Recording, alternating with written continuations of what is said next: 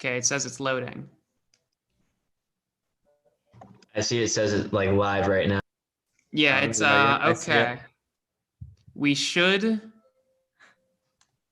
Okay, I think we're good. You guys ready to hop onto this? Let's do it.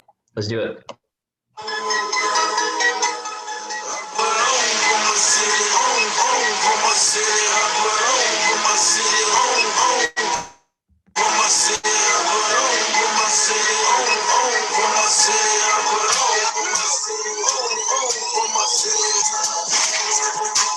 Cincinnati, wake up, because we're back. It is time for SportsBlitz, the holiday reunion special. We are coming at you live but not from the Jack and Jones Strader studio, part of the electronic media division here at the College Conservatory of Music at the University of Cincinnati. I am your host, Josh Friedman, really joined by a cast of SportsBlitz legends. We've got the OG, the originator, the creator, the host, and one of my personal mentors, William Wolkoff. We've got our resident college football expert and my original co-host, PJ. We've got the hot take king himself, Logan the Grape. We have intern Jason, and then we've got intern Jason's co-host and our gambling expert from the short-lived SportsBlitz Edition 3.0, Zach the Show. We're going to spend a bulk of today's show talking about the University of Cincinnati football Bearcats. We'll talk a little Bearcat basketball, maybe cover a little NFL action as well. We'll do the usual segments, but first I just want to say how happy I am to be here back talking sports with you guys. How's everyone doing? It's a good day to be a Bearcat. Great. There is. Bearcat. Yes. Very good. So before we hop into the big news, should we do a couple Where Are They Nows for our loyal listeners? Let's start with Will. Will, where are you now? Well, before I tell you, my journey since SportsBlitz, my SportsBlitz journey ended, I do have a little bit of breaking news. Gary Barta was kind enough to send me this message. It's a personal message. It's a behind-the-scenes look at what happened in the CFP room. You're not going to believe it. So here he is. He's right here on my cell phone. It's a quick video. So you have to be kind of tuned in, ready to go, because this video is 4 seconds long, but it does give you a good insight as to what the college football playoff is all about. So everybody ready? All right, here we go.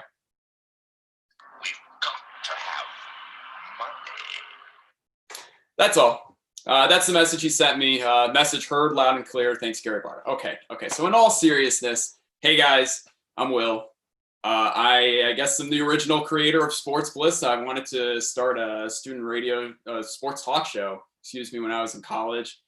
And I didn't know that this would continue on after I graduated. So thank you all for carrying on the SportsBlitz namesake. You guys made me pretty proud, I gotta say. The few times I called in, the few times I listened, I really enjoyed it. So for me, after I graduated Cincinnati, I was a multimedia journalist in Evansville, Indiana for 2 years. It was good to get my foot in the door. I made lifelong friends there, believe it or not. Small town, but a lot of good people. And then I got an opportunity that I couldn't refuse in my hometown of Cleveland, working for Fox 8 for WJW as a videographer.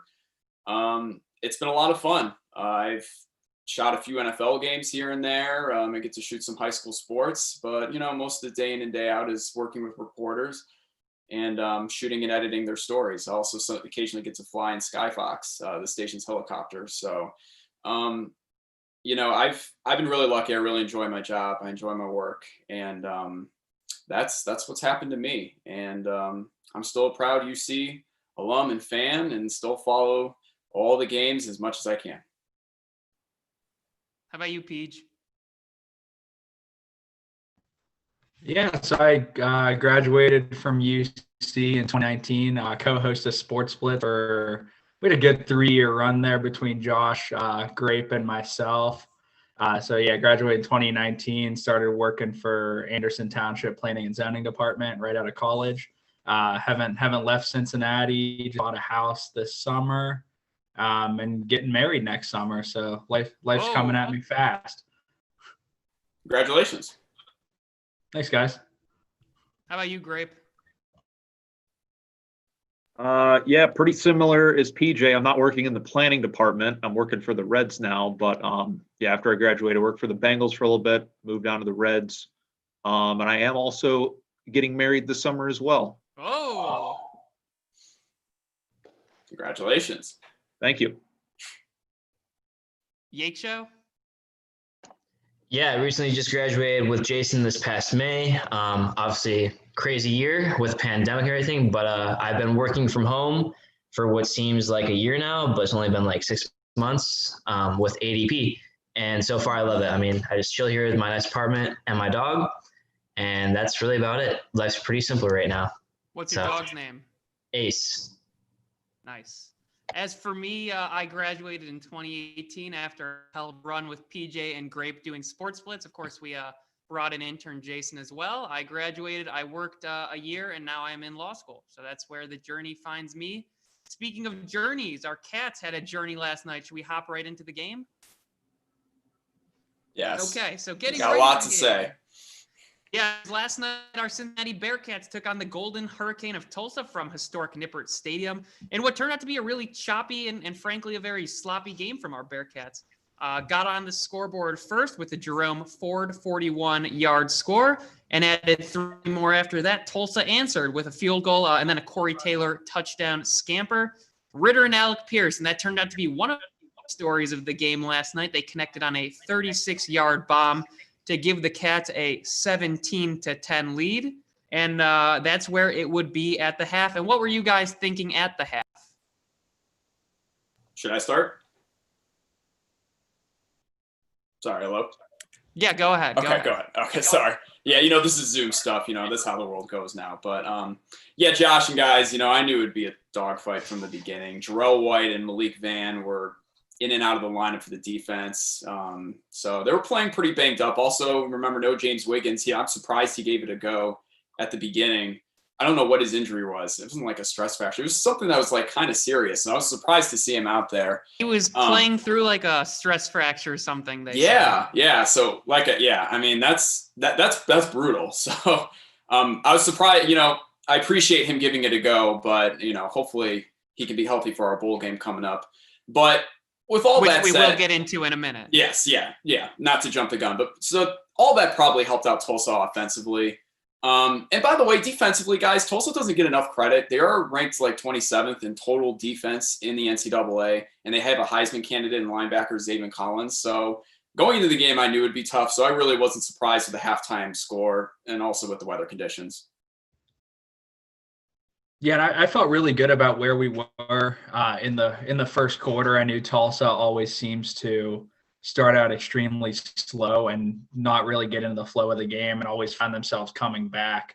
So I really felt a little bit discouraged at halftime when we weren't able to really take full control of this game. We had a few turnovers. I can't remember if it was the second or third quarter, but the defense was able to step up after that. And a little disappointed in the running game from both sides. Outside of Jerome Ford's 44-yard touchdown run, I felt like our offensive line was completely out of sync. And I do want to get into something that was mentioned during the game as well as in the post-game press conference with Tulsa's defensive line and linebackers. There was something going on where they were signaling in our snap count and getting that going. There was even a time where they called a delay on the defense for doing that. So I felt that really threw our offensive line completely out of rhythm. But they ended up getting it done when it mattered. So I was just absolutely thrilled with the final result. Was hoping to blow Tulsa out of the water, but I'll settle for a W any day in an undefeated season. And speaking of that final result, I actually at the halftime was very nervous. I expected us not to cakewalk, but I think I expected us to be a little more thorough in the trenches. I thought Tulsa really dominated the offensive line and defensive line, which frankly is not something I expected. Well, I was going to say, usually, like the facets that we're usually really good at, staying disciplined, blocking and tackling, we were lacking in a lot of those. And I think a lot of that has to do with the Russ not playing in almost a month. But still, even down the stretch in the second half, some of those were coming up late in the game. we're fortunate that we were able to get past it and secure the win. Absolutely. And so in the second half, just to get into that, and then we'll talk a little bit more about the game. The second half got underway. Both teams kind of traded punts. Tulsa tied it up on a Deneric Prince 8-yard touchdown run. Cincinnati answered right back with really what I'd consider the drive of the game. We had a Desmond Ridder capped off that drive. Desmond Ridder ran in, and I thought Desmond played really well. I saw some people bashing him at half. That never sits well with me. I've always been a big Desmond Ridder guy. I do want to notice on the ensuing drive after that Ridder touchdown run, Darian Beavers picked off Zach Smith, and the Bearcats were knocking on the door. They found themselves at 4th and 2 at the Tulsa 5, lined up to go for it, and came up short. First of all, I'm thinking the three that position. What do you guys think of that? The Wildcat play call where they motioned Ridder, I think, into the slot on the right, taking away any threat of the pass. I didn't feel great. I love the gutsy call to go for it, but I was shocked and disappointed with the Wildcat formation. I think Desmond Ridder, with the way he's been running the football the second half of the season, gives you just as good of a chance. And really, the story of this game to me was those two back-to-back possessions where we had two possessions inside the 13-yard line, 1st and 10 at the 13-yard line both times, and came away with 0 points. That can't happen in a championship-type game, but luckily it was a team win where they were able to overcome those mistakes and get it done. Well, and I got to say, at the time, they were really playing with fire there. I mean, that's a gutsy call. In my opinion, it was not the right call. I actually think it was a pretty bad decision. And listen, I get that Luke Fickell trusts his defense, and really, why shouldn't he? They've been outstanding all year, and I know it was sloppy out there, and we had some field goal kickers slip, and the weather conditions were awful. But it was a chip shot field goal to make it a 2-possession game late. So I really don't see why you wouldn't take the points there. I mean, I think that's just a pretty obvious decision. You go up by 10, and so if Tulsa comes down and score, at least you have the lead. But instead, they tied the game, and it made it a lot more maybe closer than it should have been. So I'll never fault a team for going for it, especially within the 10-yard line. But in that situation, you play it safe, at least in my opinion. And that was where I found like a lot of my complaints in the game yesterday was not playing it safe. And especially when, Tulsa was just coming right down and scoring and we were tied for a majority of the game. It just kind of felt like the play calling was a little off. Yeah, I agree. Usually Luke Fickell, I usually really like his play calling. I think he does a phenomenal job of that. But, I thought there were a few calls here and there. And that not kicking the field goal there was a head scratcher for me. Well, he did allude to that in a post-game conference. He said something like, what were you thinking when he was lining up to make that game-winning kick? He's like, I wish I would have kicked it sooner. So I think he did have some regrets about not kicking the field goal at that time. But there was something mentioned during the broadcast that made Grape and I extremely nervous, where our kicker Cole Smith had COVID a few weeks ago and just got out of it, and after COVID he developed a pool, and I'm never gonna really trust a college kicker, so I stand behind Luke Fickell's decision. Luckily Cole Smith got it done when it counted. Yeah, I have no problem with the call. Reason being is because obviously poor conditions. You saw kickers were falling down when they're kicking the ball. And then, like you said, he had COVID. And he said, I think at the end of the game, he pulled his groin or something like the week before. So it wasn't 100% kicking. So probably in Luke Fickell's mind, he was like, well, the safest bet is probably maybe running for it. Because, throwing on 4th and 10, 4th and 2 while it was raining. Running was probably like the best bet, but unfortunately they just slipped because of poor conditions. So I wouldn't fault him. I just really didn't like the play call. I hate taking it out of the hands of your best player in that situation. And speaking of our best player, after that, frankly, Myjai Sanders took over the game in a way we've seen, Myles Garrett, he Aaron sure Donald, did. TJ Watt type guys do. What did you guys think watching him? He had 2 sacks. Interception was really forced by him, causing Tulsa's quarterback to have to roll out a little, throw that ball under pressure. Myjai Sanders really on the defense won us this game. Yeah, it was something that I think everyone in our fan base was waiting for him to take over the ball game, and he certainly did in the second half. Zach, to give some credit to Tulsa here, Zach Smith stood tall in the pocket all night long, and to his credit, he was able to get out a lot of those sacks and at least get the ball away. Otherwise, on a poor night from him. But in the second half, I think Majay just wore the Tulsa line down with his athleticism. And at the end of the game, we really had Tulsa did end up tying this game on a 54-yard pass. Definitely was a fluke. I think we can all admit that. I think Javon Hicks and Ahmad Gardner were both better positioned to intercept that football. Unfortunately, it turned out to be a 54-yard completion to Sam Crawford Jr. somehow. And with the game tied and 3 minutes to go, I was kind of a little nervous, frankly. I think Tulsa had played well to this point. But luckily, Desmond Ridder got the ball with a chance to drive down the field and deliver an AAC championship trophy to Cincinnati. And on a harrowing drive that used up all the clock, really good clock management that drive for the most part, included 2 third-down conversions, a 4th down conversion, which luckily turned out to be drawing them off sides. The Cats got a Cole Smith field goal. He knocked a 34-yarder through and delivered the trophy. And really, listen, this was a really sloppy game, and I don't think the Cats played as well. This might have been the worst they've played probably since the beginning of the season, but at the end of the day, they came away with the win, and that's all that matters. What do you? Well, I mean, like you said, not pretty. Weather was sloppy. We were rusty, and the penalties, my God, they were embarrassing. And by the way, just a mini wake-up mini wake-up call. Jake Renfro, Cincinnati center, did you have 4 false starts against you? 5? I lost count, man. And you're the center? Dude, seriously. That is grounds for being Lawrence. That's a little too much. That is grounds for being benched. It is. But at the end of the day, the Bearcats did something that they haven't done since 2009, and that is win a conference championship outright. So, and I don't care that it's the American, it's a big step forward for this program. So I think that this is a day where we should all be proud. I'm proud, especially given the fact that we hadn't played in the month.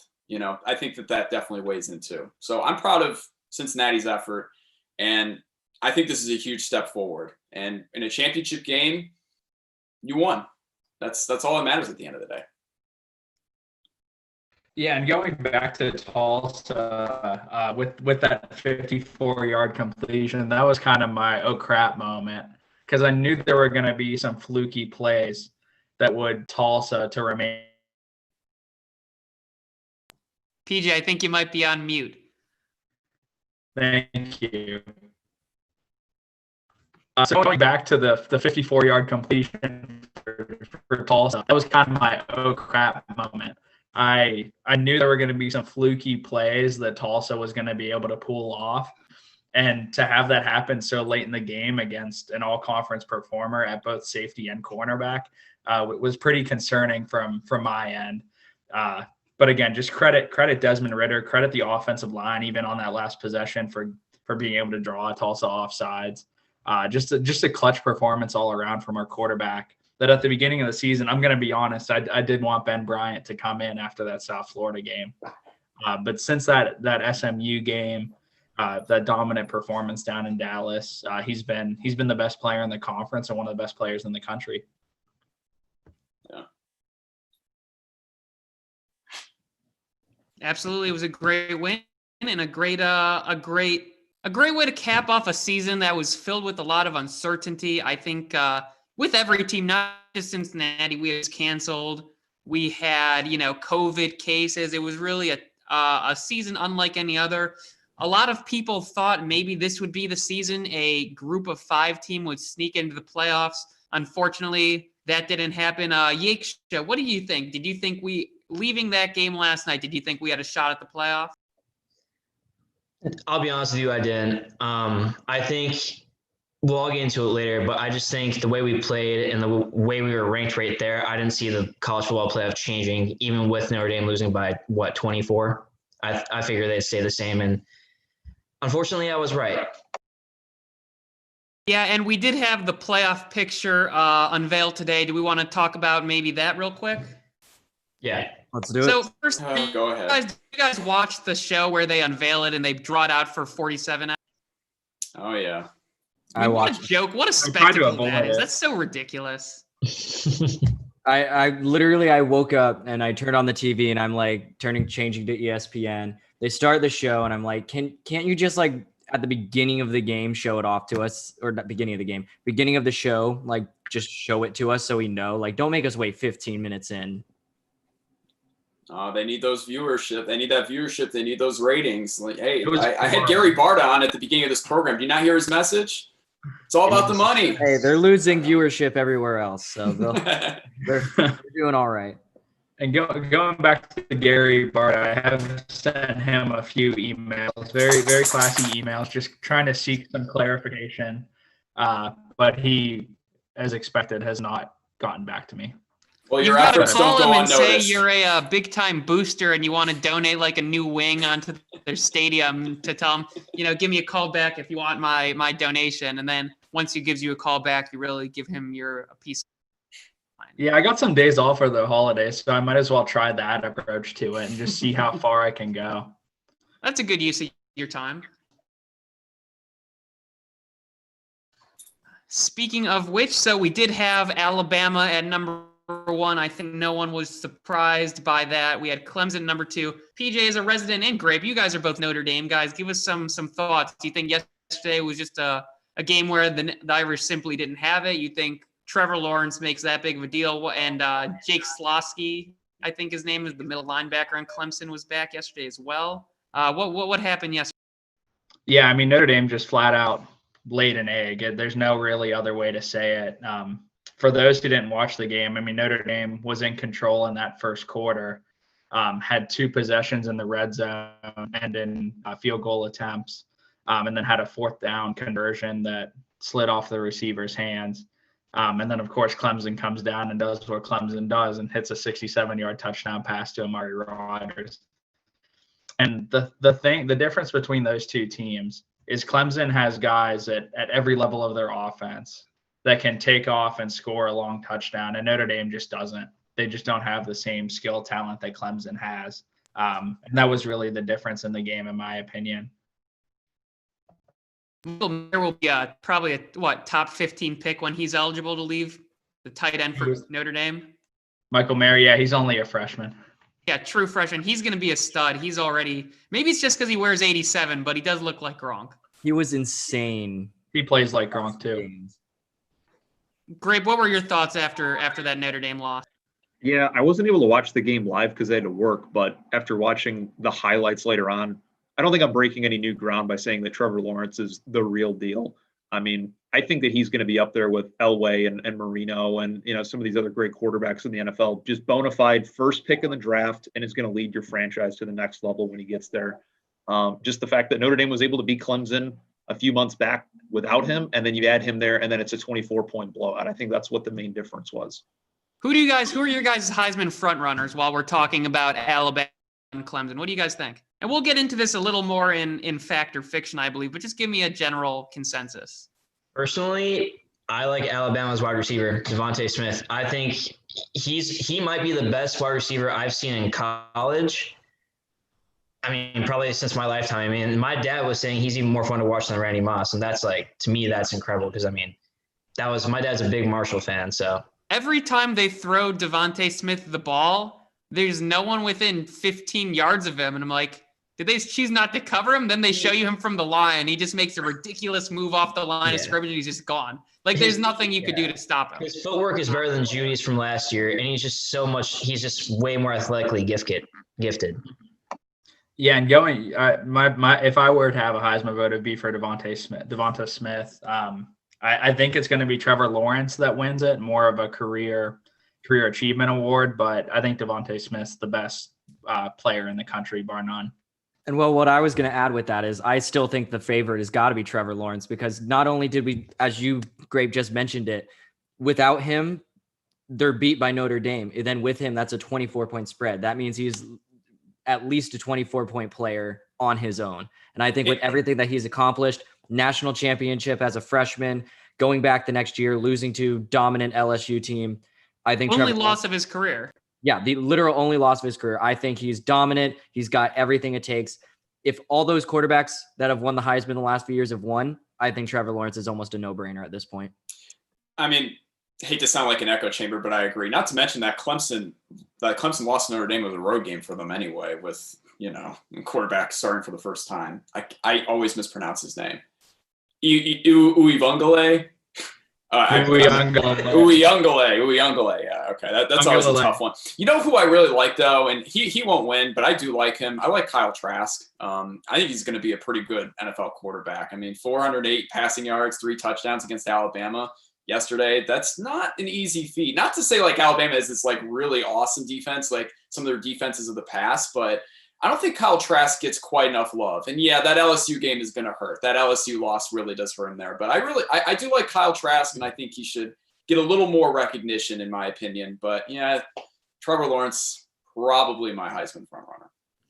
To me, I think it should be Lawrence, not because, and I think Jason did mention this, not because he's the best player, because he's been the best player. I mean, he's been probably the best player in college football. He's never won a Heisman. Give him the Career Achievement Award. I think he's earned it at this point. Very true. Yeah, I agree. One last thing I would like to add, though, is that with Kyle Trask, he might have might not. He probably has the best tight end in the league in Kyle Pitts. I mean, if you watched that game last night, he's incredible. He just pulled off just incredible catches that I don't think anyone else could catch, honestly, on that team. He also decided to forego the bowl game. I don't know if you guys saw that. He said he's breaking news from Intern Jason. Was it Pitts or Trask? Pitts. Okay. I mean, smart decision. There's no reason to play in it. Oh, he's going top 15, no brainer right now. And if he leverages top 10. If he leverages it correctly, he's easily going top, maybe even 8. So next, third up in the rankings, we had Intern Jason's favorite Ohio State Buckeyes, led by Justin Fields on a 6-0 season. I think there were some issues with whether they played games or not. That really never came into account, according to Will Wolkoff's personal best friend, Gary Barta. And they had a huge win over an unbelievable Northwestern team. I mean, really just took them to the woodshed against such a physical, such a talented Wildcats team and a high-scoring affair. Oh, the sarcasm is just, I love it. Dollar Billy. I mean, listen, I mean, I'm a UC fan. I don't like Ohio State. I really don't. I don't like it. I don't like them. I think they're all pretentious. Do they have a great football team? Yes. If they would have played more games, obviously, they would probably still get in anyway. I think they got a little bit exposed at the beginning there. At least Justin Fields got a little bit exposed, throwing those 2 picks. And we're going to go into depth with Justin Fields a little more later. Yeah. So I won't jump the gun there, but I wish there was some consistency in terms of the amount of games played. I know that's hard with COVID this year, and that's such a big issue, and there is no good answer to that. The answer, though, is just dollar bill y'all at the end of the day. That's all it is. And I guess I've just kind of accepted that, which it kind of sucks. It really does. As a UC fan, it sucks that we played more games. We went undefeated. And yet 2-loss Oklahoma gets put in front of us when they lost to Kansas State, who had how many wins this year? 3? 4? 4. Iowa State. Ridiculous. Sorry, I got off topic there, but Iowa State beat West Virginia, and the College Football Playoff Committee thought that was a season-determining win, and it jumped up like 5 spots. That makes no sense. Yeah. Yeah, and I do really feel bad for Iowa State because their coach is from Youngstown, so I'm very, very partial to that fact. And I found myself over these past 2 or 3 weeks just completely hoping they'd get taken to the woodshed by someone. And I feel bad, like they didn't do anything wrong, but it's just who's there. And even looking at the recruiting rankings, we have the 59th most talented roster in the country. Iowa State has the 57th most talented roster. We have 4 more 4-stars on our roster than Iowa State does.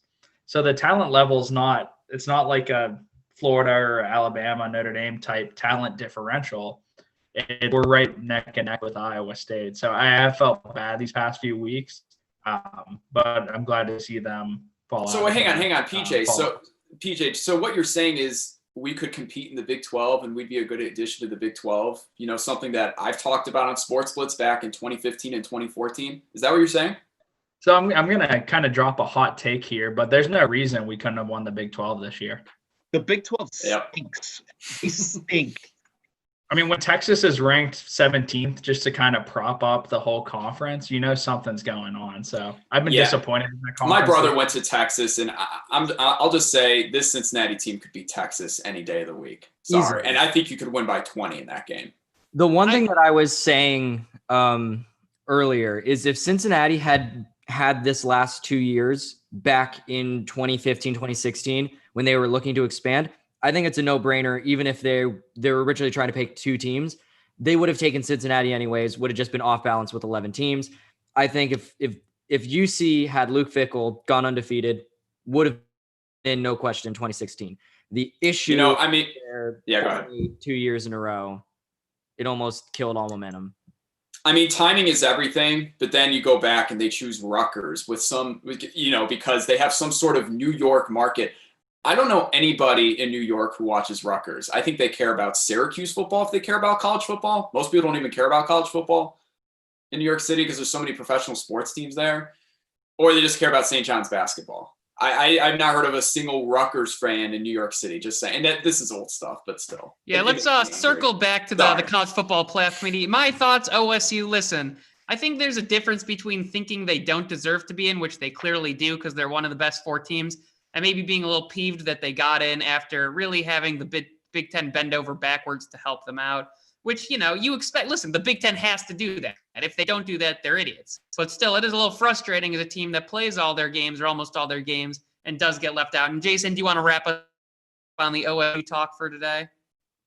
I'll be 100% honest. As an Ohio State fan, we should not have gone in 100%. And my feelings on this are like this. We looked really bad against Northwestern. I know we'll talk about Justin Fields later. I don't fault him at all. That was a team of freshmen. I tweeted it out yesterday. That was a JV high school team basically playing against, you know, a mediocre college team. And so, you know, with everything that happened, I agree we didn't play enough games. I don't fault Ohio State for that. Well, I'm glad they changed the rules to let us in because I think all of the rules the Big Ten came up with were absolutely dumb, horrifyingly bad. And I think Kevin Warren is the worst commissioner in all of sports. I'm even talking about pro sports. I think he is awful for the job. The rules were changed. I'm happy about it. We're in. We're going to get waxed by Clemson just like every other year. But I don't think we deserve to get in, but we are. And well, that's a branding thing. That's a money thing. Yeah. I think if this was a normal season, I think we deserve to be in because I do think we are one of the best 4 teams in the country. But at the end of the day, with everything that happened, I would have much rather have sat this one out, watch everyone beat each other up, and I would have rather crushed someone in like the Orange Bowl or something. What a mature take from intern Jason there. It's refreshing. Even from an Ohio State fan too. That's the first anti-Buckeyes take I've heard from an OSU fan. Also a commissioner worse than Bob Bowlesby. I mean, of the Big 12, that's that's tough.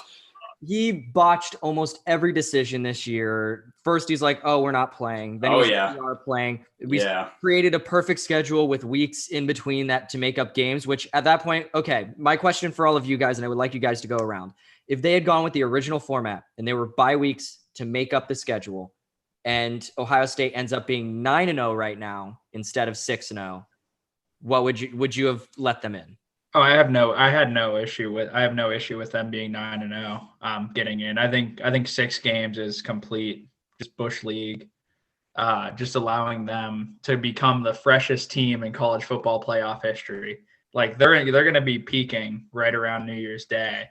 I don't know, because my issue now is we're still without Chris Olave. No, but they changed the rule this morning to allow. They made up the 17-day rule because that's when Ohio State had all these new positive tests. So they just pulled the 17 out of there too. And my one thing with these rules is no other conference had these rules. The SEC didn't have it. The ACC had a minimum like rule where it was like, oh, they have to sit out for like 2 weeks or something like that, which for any Clemson player right now, they'd be eligible for the playoff. But in my opinion, I think the rules were stupid, and I think that's Kevin Warren's fault. If he had just gone with the flow like the SEC and the ACC at the beginning of the year, I think there's almost no contest right now. No one's arguing about it. And again, if they were 9-0, I don't even think we'd be talking about this. But I understand they're 6-0. We have to talk about it.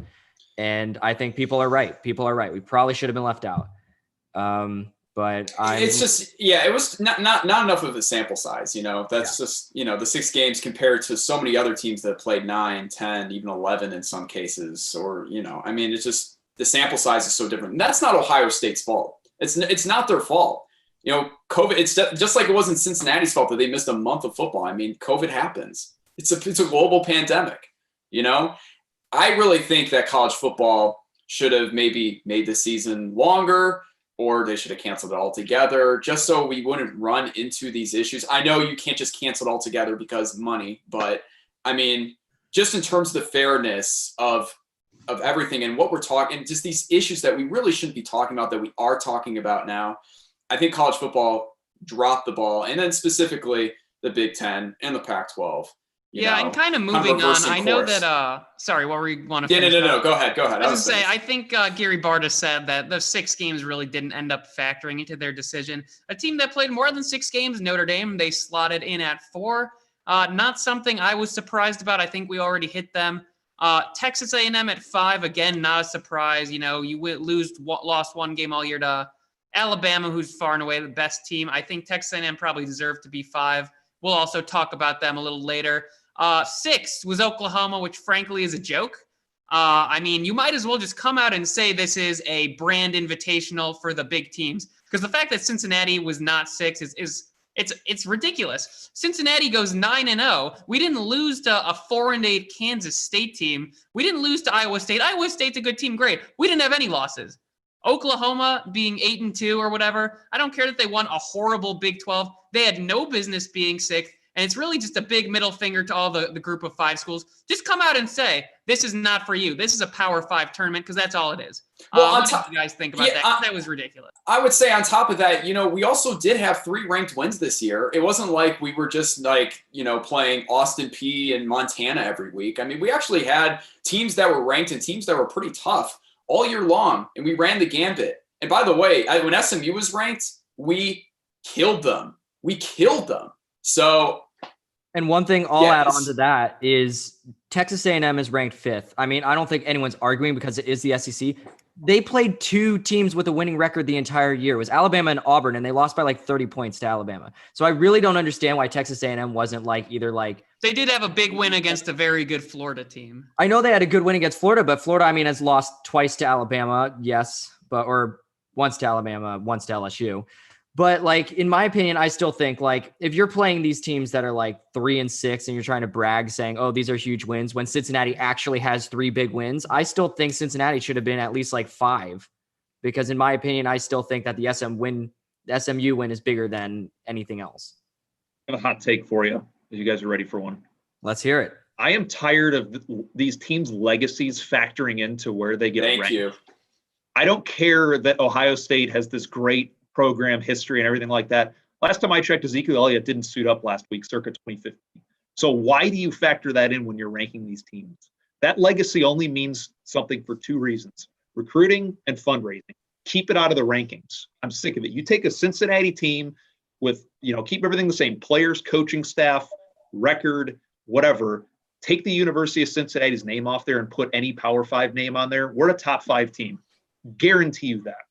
I'm so tired of this. No, that's so well said. And, on top of that, when are results going to matter in these games, right? When are results going to matter? Because clearly the CFP doesn't think you matter, or your results matter if you're not a group of 5 team. That's an excellent take. Yeah, and Grape, I do want to piggyback off of that take for you. Just going back to how other group of 5 teams have been treated, you have to have a good first season. So say we would have had to basically go undefeated last year to then earn the respect this year, which doesn't make sense. So the committee's job is to rank the top teams for 2020, not for 2019, not for the past 4 years. So that's great. Yeah, just going off that real quick. I think Logan he hit it correct right there. But with the whole legacy thing, that's why I got a little upset this morning. I was tweeting to my friend why Notre Dame made it fourth. I mean, I get they deserve to make it fourth because everyone else. I just didn't see Florida making it because they lost. Texas A&M making it because they lost big to Alabama earlier. But Notre Dame's 0-7 their last 7 bowl games, and they're losing in margins by like 20 plus. So like I get they played well this season and last season, stuff like that, but when it comes to big games and stuff like that, they aren't competitive, and that's why I'll hit on it later on in the show. Why I think they need to expand the football playoff altogether. Yeah, and I think it's one of those things. There was no one else to rank at number 4. Like it was either Notre Dame or A&M, and Notre Dame had a better win against North Carolina. And we'll see how they do it. We'll see how A&M does against North Carolina in the West Bowl. I mean, out of the 7 bowl games they've done, the last 7 bowl games they've allowed 40 points in 4 of those games. New Year's 6 games. Yeah, New Year's 6 games. I mean, that's pathetic. I think it also, I mean, they played in the ACC this year, which I think was like a first where they did an all-conference schedule with the ACC. The one thing for me with the ACC, though, is Clemson is the big dog. And then right now, it's just everyone else. And then North Carolina is at the top there, too. And so, yeah, you have a win over Clemson, North Carolina. Similar to I feel like, Texas A&M's argument. The rest of it, what else did you do for me today or this year? And so for me, I feel like I would have put Texas A&M over Notre Dame just for the factor that, they lost to the number 1 team in the country. But I understand why they put Notre Dame, but I do think Alabama will do the exact same thing that they did to everyone else this year. Absolutely. I had no issue with Notre Dame over Texas A&M. My only issue was Oklahoma over Cincinnati, which I think is just a farce at this point. Kind of moving on, I think, should we get into some fact or fiction? We'll come back and we will do preview the bowl against Georgia. Then we'll wrap this thing up with a little wake-up call. So starting with a little fact or fiction. Fact or fiction, the Cincinnati basketball Bearcats make the NCAA tournament. Let's start with you, Peach. I'm going to go fiction on this one. I watched the first half of yesterday's game. This team just doesn't have the it factor. We've always prided ourselves, at least under Mick Cronin, as being a tough and physical team, especially around the rim. And we just don't have a solid rim protector right now. So I'll go fiction on this one. Going around the horn, Yaeckshow, what do you think? Yeah, I mean, I'll also go fiction. Just what Paul kind of said, we don't really have any offensive identity. I mean, Keith Williams, if you've watched the season so far, he's having a really bad year. Chris Vogt can't seem to, play defense without fouling out. I think he's fouled out 4 of the 5 games they played so far. So I just don't see him making the tournament this year, which is sad because we're one of 6 teams left that have made it the last 7 years straight. Yeah, it's an impressive streak. Yeah. Will, you think they make the tournament? 1-word answer. Fiction. Fact or fiction? Fiction? Nah, fiction. But it's okay. I think you guys have to remember we're young. We got a solid core of freshmen and sophomores that are coming up. It's going to take time. We need to give John Brennan and this young team time to grow here. And I just don't want those Cincinnati fans that immediately when something is wrong, they're like, and just call for his head. Like, you got to give it time. You just got to give it a few years. It's going to be ugly. This year's going to be ugly, but we're going to have to deal. Let the young guys grow. Fiction. Intern Jason, fact or fiction? Going with fiction. It's going to be a weird year. We don't even know how the tournament's going to actually operate this year with all the restrictions or everything. And so for me, I feel like it might even be a good thing, blessing in disguise, that we're, not going to be in it this year. But this team just doesn't have it right now. Grape, 1 word. Fact, fiction. Fiction. Grape, 1 word. Fact or fiction? I said fiction. You said 1 word.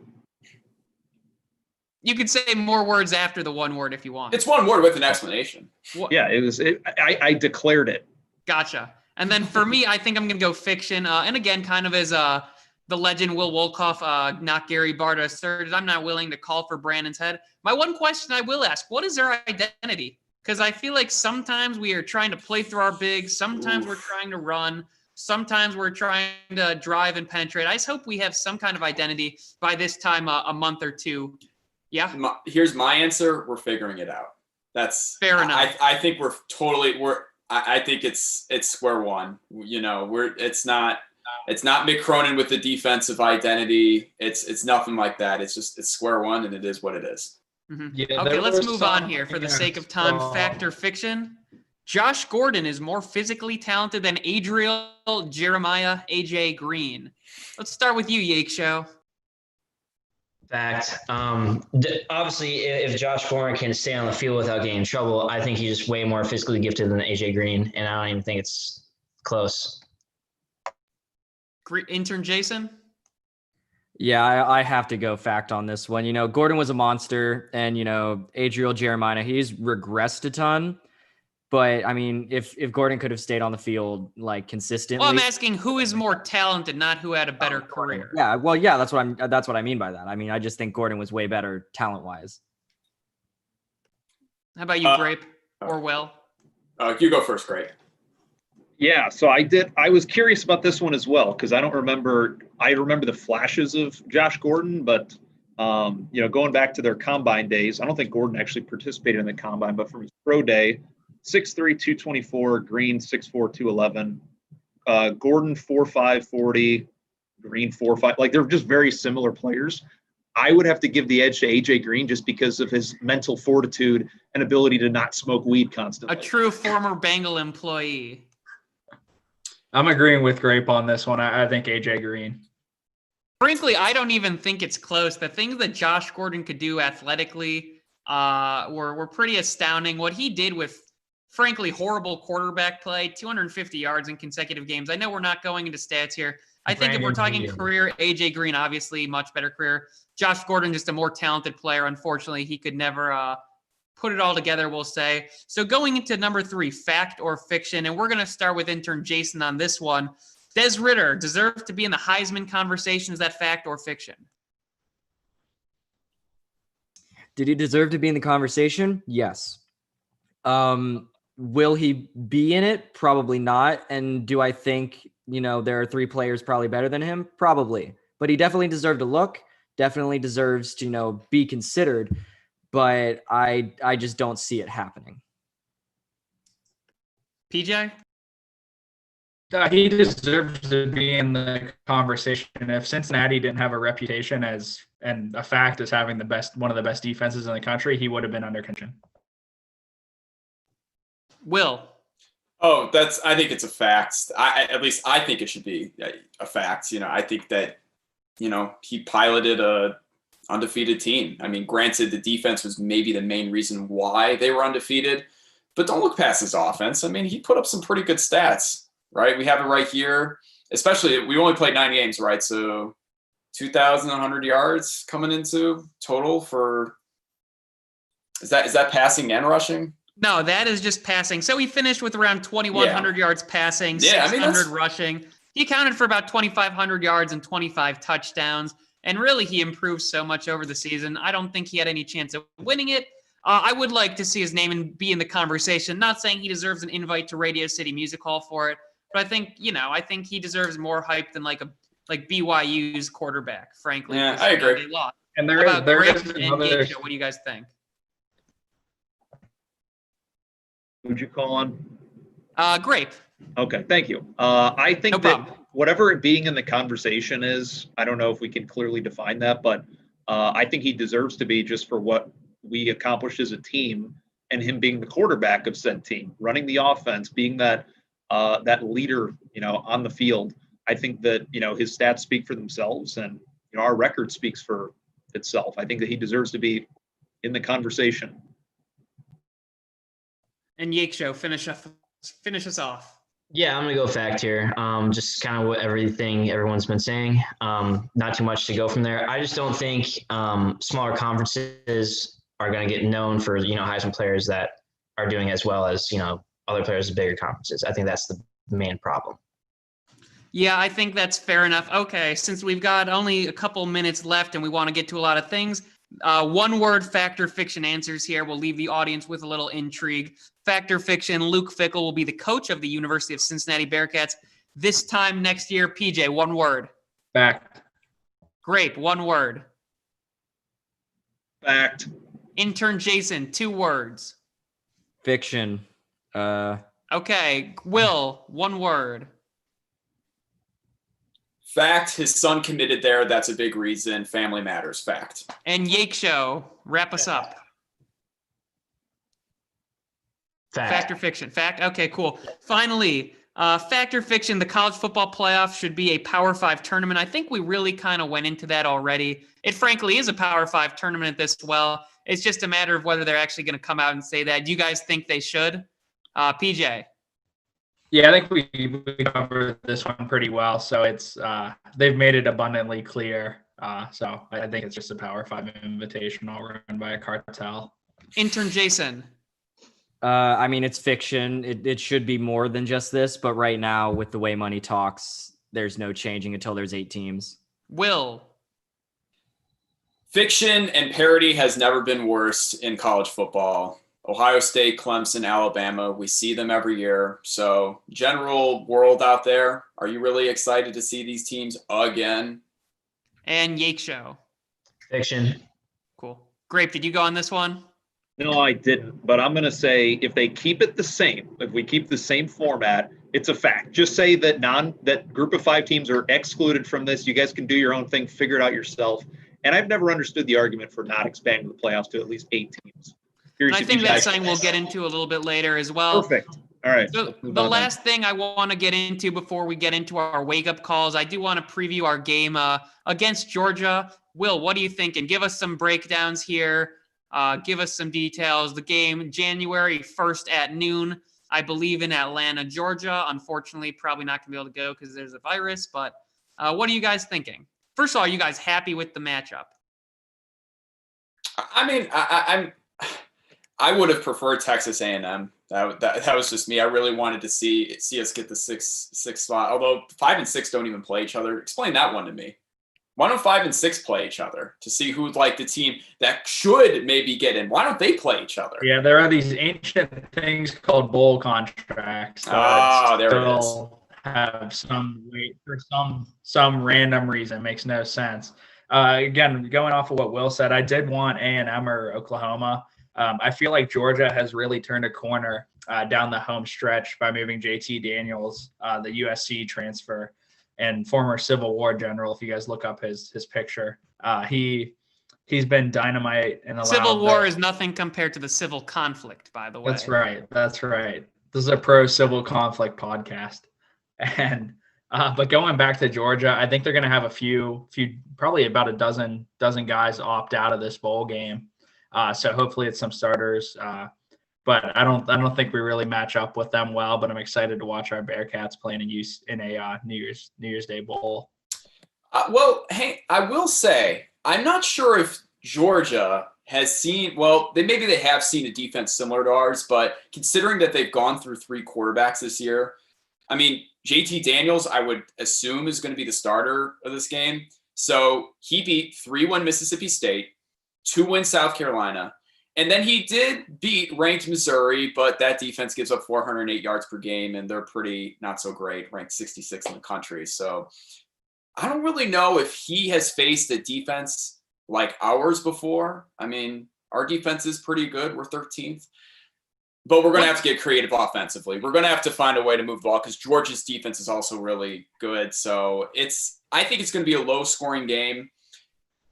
The game is also in Atlanta, so there could be a slight home field advantage for, in terms of just how many fans they are going to decide to let in or not. So I think that there's going to be a little bit of home field advantage. Unfortunately, I don't think we're going to win. I think it's going to be close, though. I think we're going to make it a competitive game, but I don't think we pull it out. I think Georgia's a little too much. One thing I do like is that we're playing a brand name SEC team. Had we drawn Northwestern or Indiana or something like that, I would be very upset. We worked way too hard to play against Indiana. We're playing a top 10 team, a team that's every year pretty much always up there. I know they went through, Stetson Bennett, who was horrible, Jamie Newman, who was horrible. Now they've landed on JT Daniels. I don't know. I haven't watched him play. But I'm excited about the matchup for name purposes. Whether I think we could win, I think it matters a lot on whether they take it seriously and whether they have big players opt out, and that remains to be seen. Why don't, Jason, you want to give us your thoughts? I'm excited. I think is this the first time since 2009 that we're playing an SEC school?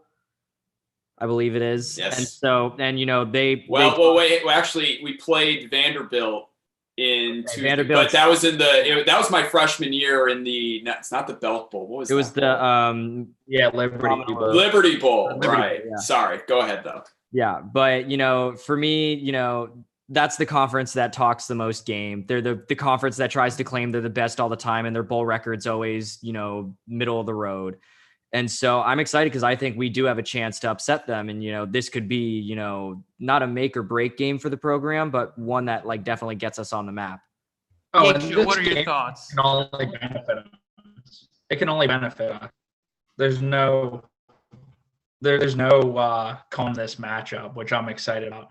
I do want to touch on one other thing regarding this game. If we find a way to beat Georgia, what camp are you guys in as far as claiming a national championship? Because I'm all in on it. I love it. I love that idea. I want to do it. I want the shirts, everything. I love it. UCF could do it. We can do it too. I mean, it's the exact same thing.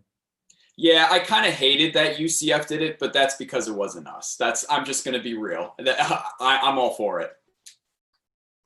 And Grape, what are your thoughts on the game? In the interest of time, we gotta go quickly here. Yeah, I'll be quick. I think that it's a great opportunity for us to finally put our money where our mouth is. You know, group of 5 teams have always had this chip on their shoulder of we can play with the big boys. Now we have a chance to play with a blue blood SEC team, one of those teams I was referring to earlier that likes to brag about their pedigree and their legacy. But I don't believe Herschel Walker is going to be suiting up for this game. So I think that we could take it to him if we clean up the penalties and win the war in the trenches. Absolutely got to clean up the penalties. Yaeckshow. Yeah, I'm happy about it. I mean, the only thing I wish it wasn't in Georgia, because I think it's going to be hard for Cincinnati fans to be there and have an even playing field. I wish it was more in like a stadium or state where it's like, you know, you have both fans come in. But that's the only thing I'm upset about. I wish it wasn't in Georgia, but I get it. As a Chick-fil-A fan, it's nice that they're the sponsor because it's just a chance for me to go eat even more Chick-fil-A than I already do. Any last thoughts on this bowl game from anyone before we get into our wake-up calls? I think that's like the third or fourth time. Go ahead. Go ahead, Jason. I was just going to say, can we do a round of predictions? Oh, yeah. For the game? Just real quickly, I do want to say, I think this is like the third or fourth time that Georgia's had a home bowl game. Like, in like the last, like, I don't know. Like, it's ridiculous. When they played in the college football playoff, they were the home team. It was literally in Atlanta. It's ridiculous how many times, you know, a team like that could get a home game. But I mean, even LSU had a home game in the national championship last year. Okay, you guys want to do quickly score predictions? PJ, what do you got? Georgia 35, UC 13. Okay, Will. Oh, I had it up here somewhere. It's somewhere in my notes. I had like a 27-21. That's something in that ballpark. Jason. We keep it close.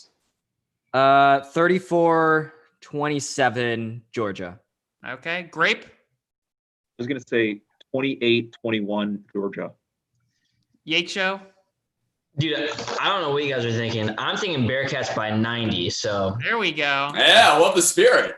I'll go Georgia 31, Cincinnati 17. It's close, a late touchdown makes it look a little more lopsided. Real quick. I just hope they treat it like their championship game. I said that every year on the show when I was in school from 2011 to 2014. Treat it like your championship game. That's all I ask.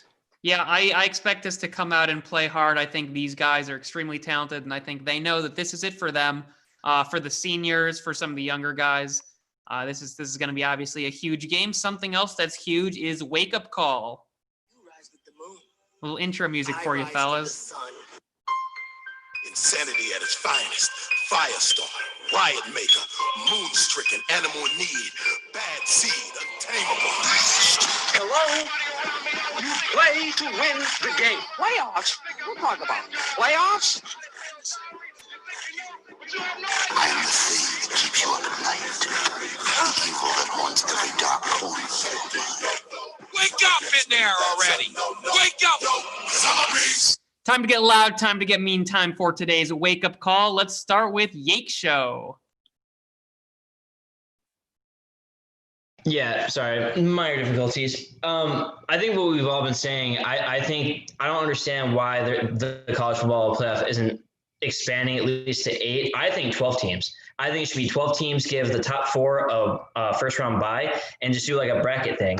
It doesn't make sense to me why they wouldn't do it because they have more views, generate more revenue easily, and I think it create more sense of urgency for players more and more during the year.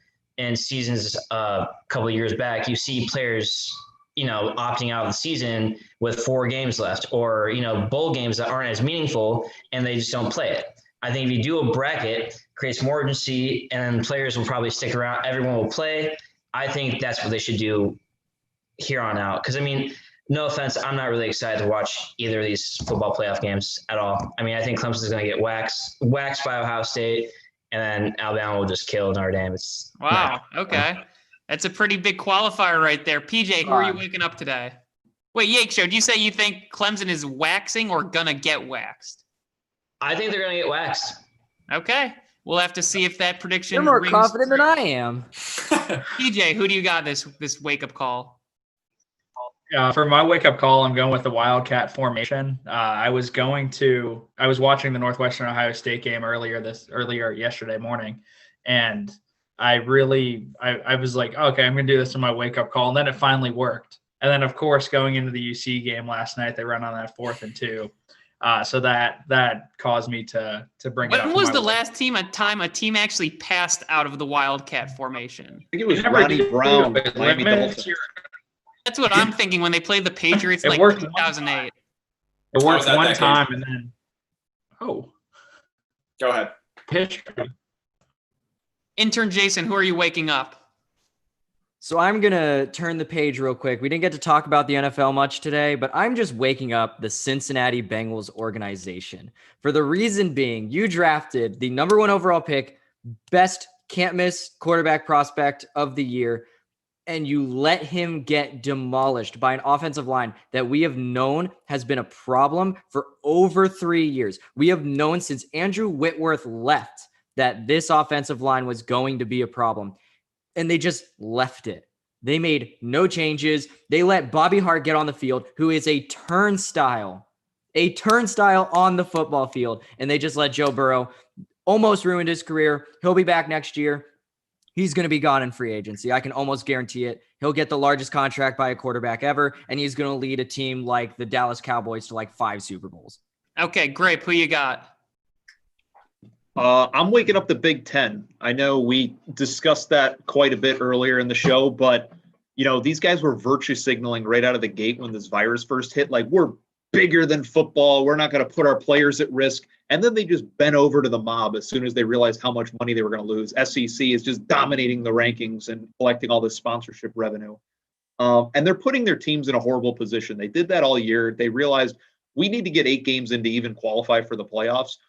But we don't have any bye weeks. We know there's going to be flare-ups, but they'll work through it. It'll be fine.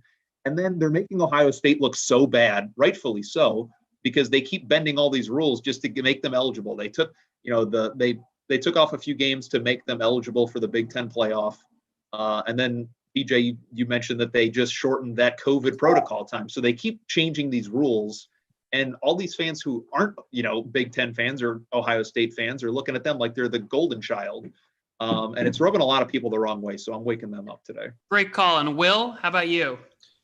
I really hate to keep harping on the college football playoff committee, but that's the theme of the show. Yeah. And I think that there's a little bit of a deeper issue here. And when I say issue, it's not an issue for Alabama, Clemson, and Ohio State. It's an issue for Cincinnati, Coastal Carolina, who got screwed, and non-Power 5 schools, not the Power 5. So we only get to schedule Power 5 teams every other year if we're lucky. But if you're a group of 5 school with a weaker non-conference schedule, like you're playing Austin Peay, Northern Colorado, and UMass, which most non-Power 5 schools do year in and year out, you have no shot at making the college football playoff on strength alone. Now, next year, Cincinnati's lucky. We play Notre Dame and Indiana.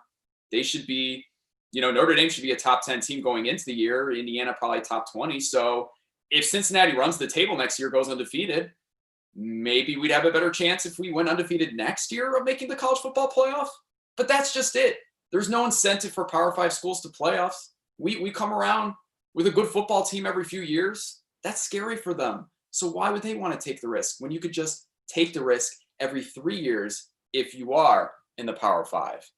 I think it's a huge issue. So Cincinnati really only gets a chance to compete for the college football playoff every 5 years. I mean, that's ridiculous. That's and I don't have an answer to that, but maybe the answer is just expansion. Give everybody a fair shot, college football playoff. Come on, wake up. I've got 2. One, I will say the one you guys know.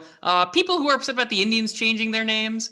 I get it. I get people this is kind of an easy one to talk about. You know, people are gonna the one thing I thought was ridiculous. Larry Nance Jr., Cavaliers power forward, tweeted a video saying like, "Good job, Indians, way to change your name." Whatever. Someone responded with a picture of them burning their Larry Nance Jr. jersey. Like, that's so ridiculous. First of all, why are you burning a jersey? Second, like, if the name is like, I get you're not offended by it, but if it makes some group of people feel marginalized, like, why do you care? Just get rid of it. Like, this Indians franchise, they're not the Yankees. They went 41 years without making the playoffs when they were called the Indians. Like, maybe we need a rebrand. Maybe it's time for a little new energy. Our greatest legacy right now is letting a generational player walk out the door by trading him because we can't afford to pay him. And also losing a 3-1 lead to the Chicago Cubs in 2016 World Series. Indians fans who are really that up in arms about it, just get over it. Like, we've sucked as the Indians. Let's get some new energy. Wake up. My second wake-up call actually goes to a very member of this show. I'm going to send a wake-up call over to Zach, the Yaeckshow Yaker, for posting way too many cooking videos on Facebook. No one has ever once made any of those recipes. And here's a personal challenge to you, Yaeckshow. If you can show me proof that you have ever made any of those recipes that you post, I will donate $10 to a charity of your choice. So that is my wake-up call. I'm issuing 2 wake-up calls, one being a personal challenge, and I think that really probably does it for today's show. I want to thank everyone for being here. Really, it was a great opportunity to talk sports with you guys, something I really miss, and hopefully we'll be able to do a little more of over the coming year. Anyone have any last thoughts they want to share? Yeah, I like those videos, so keep them going. That's where I get my inspiration. When have you ever made one recipe? Yeah. Some of them are so impractical. It's literally a guy cooking already. Steak in a desert or something. No one's ever going to do that. Already. Hey, Yaeckshow, friend me on Facebook. I need some cooking ideas. Thanks. Yeah, I like it. Thank you. Dude, that's the only reason why I have Facebook. That and like I see just horrible political takes, but besides that, it makes me laugh. So Josh, I got to say, you're forgetting one thing with the Indians. We traded a Cy Young Award winner back-to-back years. Which one? Right, true. Yeah. That's all you missed there, though. DC and Cliff. So for PJ, for Intern Jason, for the Grape, for Yaeckshow, for William Wolkoff, I'm Josh Friedman. Appreciate everyone tuning in. Maybe we'll have another one of these. But hey, it was a great time today, guys. Thanks for Awesome. having me on. Glad to have you guys. Go Bearcats. go Bearcats. Go away. Stay safe. Go Bearcats. And go Browns.